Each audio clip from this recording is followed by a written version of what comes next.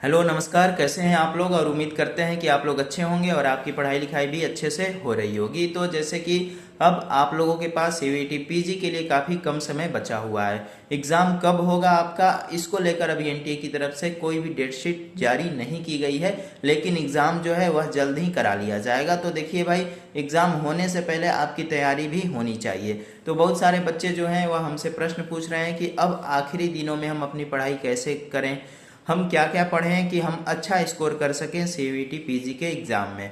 तो इन्हीं सारी चीज़ों के बारे में आज के इस वीडियो में हम आप लोगों को बताने वाले हैं। तो अगर आप हमारे चैनल पर नए हैं तो चैनल को सब्सक्राइब करना मत भूलिएगा, क्योंकि आगे भी आप लोगों को सीवीटी पीजी से संबंधित सारी महत्वपूर्ण जानकारियां हमारे द्वारा उपलब्ध कराई जाएंगी। जैसे कि एडमिशन कैसे होगा, कहां पर एडमिशन लेना ज़्यादा बेहतर होगा, ये सारी चीज़ें जो हैं आपको हमारे द्वारा बताई जाएंगी। तो चैनल को सब्सक्राइब करना मत भूलिएगा। तो चलिए हम लोग शुरू करते हैं इस वीडियो को, और इसमें हम आप लोगों को बताएंगे कि अब आखिरी बचे हुए समय में आपको अपनी पढ़ाई कैसे करनी है, क्या क्या पढ़ना है, कितने घंटे पढ़ना है, कौन कौन सी किताबें पढ़नी है। तो इन्हीं सारी चीज़ों के बारे में इस वीडियो में हम आप लोगों से बात करने वाले हैं। तो देखिए, आप लोगों के बहुत सारे प्रश्न हैं। हमने आप लोगों के कुछ प्रश्नों को इकट्ठा किया है और हम एक एक करके उसका आंसर करेंगे। सबसे पहला आप लोगों का क्वेश्चन है कि सीवीटी पीजी का एग्ज़ाम कब होगा। तो देखिए, एनटीए के द्वारा सीवीटी पीजी का जो एग्ज़ाम है वह 5 जून से पहले से ही एक डेट जो है वह जारी कर दिया गया था एनटीए के द्वारा, और उसमें कहा गया था कि 5 जून से सीवीटी पीजी का एग्ज़ाम होगा। तो अभी हमें यही डेट मानकर चलना है। डेट एक्सटेंड होगा कि नहीं होगा, ये सारी चीज़ें बात की हैं, लेकिन हमें क्या करना है, 5 तारीख यानी कि 5 जून से सीवीटी पीजी का एग्ज़ाम शुरू होने वाला है, ऐसा मानकर चलना है। अगर डेट वगैरह आगे बढ़ेगा तो इसको लेकर जल्द ही एनटीए 2-3 दिन में आप लोगों को जानकारी दे देगी। तो पहली बात ये रही कि आप लोगों को क्या करना है, 5 तारीख यानी कि 5 जून सीवीटी पीजी के एग्ज़ाम को लेकर चलना है कि उसी दिन से आप लोगों का एग्ज़ाम जो है वह शुरू होगा। दूसरी जो बात है, यानी कि जो प्रश्न है आप लोगों का, वह यह है कि अब हम क्या पढ़ें, क्योंकि हम काफ़ी ज़्यादा कंफ्यूज हो रहे हैं, या फिर जो कुछ भी पढ़ रहे हैं तो वो भूल जा रहा है। तो देखिए, अब क्या करना है, अगर आप मोटी मोटी किताबें पढ़ रहे हैं सीवीटी पीजी के लिए, किसी भी कोर्स में अगर आपको एडमिशन लेना हो, एमएससी, एमए या एमकॉम वगैरह कोई भी कोर्स हो, अगर आप जो सिलेबस की किताबें हैं जो कि आप ग्रेजुएशन में पढ़ते हो, तो देखिए भाई, सीवीटी पीजी का जो सिलेबस है वो तो ग्रेजुएशन के हिसाब से ही बनाया जाता है। तो अब आपको सारी किताबें नहीं पढ़नी है। क्या करना है, अब आपको ज़्यादा से ज़्यादा क्वेश्चन प्रैक्टिस करना है, यानी कि आप टॉपिक वाइज जितना ज़्यादा क्वेश्चन जो है वह सॉल्व कर लो, उतना ही आप लोगों के लिए बेहतर होने वाला है। यानी कि जितना ज़्यादा क्वेश्चन आप लोग सॉल्व करिएगा उतना ही ज़्यादा आप लोगों के लिए बेहतर होगा, शानदार होगा, और आप अपने परीक्षा में अच्छा स्कोर भी कर पाएंगे। तो सबसे पहली बात कि आपको क्या करना है कि अब मोटी किताबें नहीं पढ़ना है। आप जो कुछ भी पढ़ रहे हो, मैं सभी बच्चों की बात कर रहा हूँ, अब आपको क्या करना है, कम समय है आपके पास और ज़्यादा से ज़्यादा topic wise objective question, MCQs या फिर मॉक टेस्ट वगैरह ज़्यादा से ज़्यादा दीजिए, वहीं आप लोगों के लिए बेहतर होगा।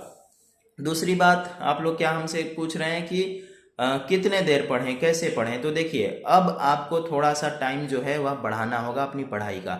यानी कि अब तक अगर आप 4 घंटे 5 घंटे पढ़ रहे थे, तो अब आपको थोड़ा सा 8 9 10 घंटे तक पढ़ना होगा सीवीटी पीजी के लिए।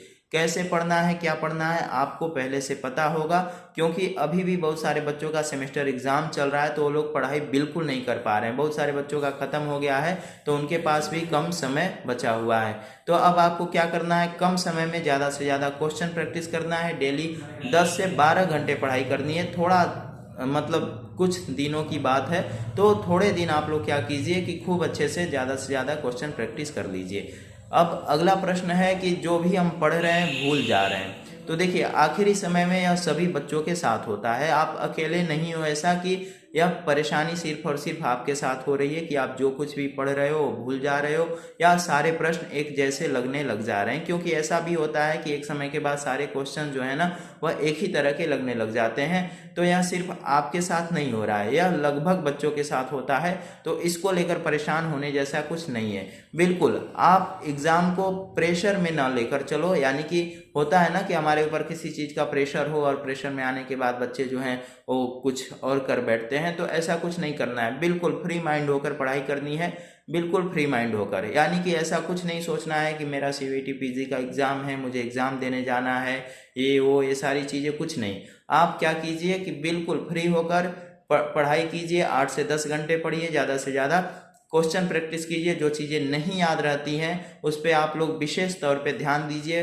प्रश्नों को ट्रिक बना के पढ़िए, ठीक है। यानी कि आपको जैसे आसान लगे, आपका मीडियम जो भी हो, हिंदी इंग्लिश, तो आप अपने हिसाब से देखिए।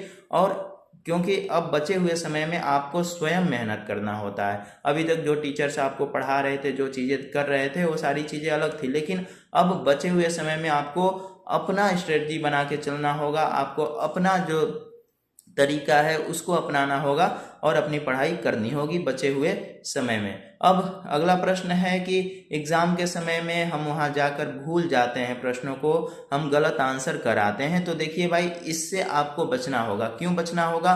क्योंकि कभी कभी यही होता है कि जो बच्चे पढ़ने में काफ़ी तेज होते हैं, तो उनका जो एंट्रेंस एग्ज़ाम वगैरह होता है या अन्य कोई भी एग्ज़ाम होता है, उसमें काफ़ी अच्छा स्कोर नहीं आ पाता है। कभी कभी ज़्यादा पढ़ने वाले बच्चों के साथ ऐसा भी होता है। तो बिल्कुल मैं फिर से कह रहा हूँ, फ्री माइंड रहिए। ऐसा कुछ मत सोचिए कि मुझे सीवीटी पीजी का एग्ज़ाम देना है, और फ्री माइंड होकर जाइए और अपना एग्ज़ाम दीजिए। और आप उन सारे टॉपिक को चुनिए जो आपको ऐसा लगता है कि आप यहाँ पर कमज़ोर हो या फिर आपको इसमें दिक्कत आती हो, तो आप उस पर विशेष तौर पे ध्यान दीजिए और उसको खूब अच्छे से तैयारी कीजिए। 8 से 10 घंटे, 12 घंटे, 8 से कम मत पढ़िए अब। क्योंकि देखिए, और सबसे महत्वपूर्ण बात कि अगर आप ऐसा सोच रहे हैं कि हम 100 में से 100 क्वेश्चन सही कर ले जाएं, तो ऐसा नहीं होने वाला है, ठीक है। आपको क्या करना है, 100 में से 80, 85 अगर आप सही कर जाते हो तो आपको अपना पसंदीदा विश्वविद्यालय खूब आसानी से मिल जाएगा। अगर हम हिस्ट्री वाले बच्चों के लिए बात करें, तो आप लोग बार बार कह रहे हो कि जो डेट वगैरह है या भूल जाता है, तो देखिए क्या होता है कि एंशिएंट में ना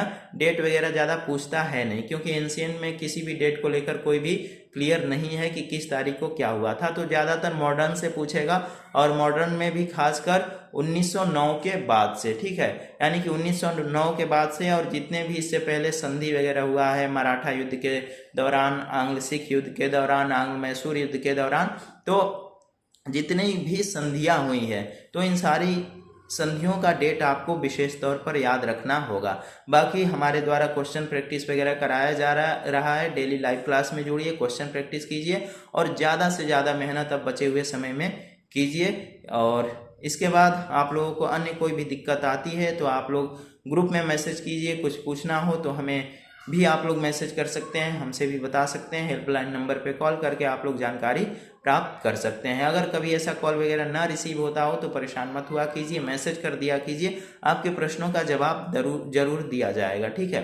तो मिलते हैं अगले वीडियो में। धन्यवाद, ख्याल रखिए।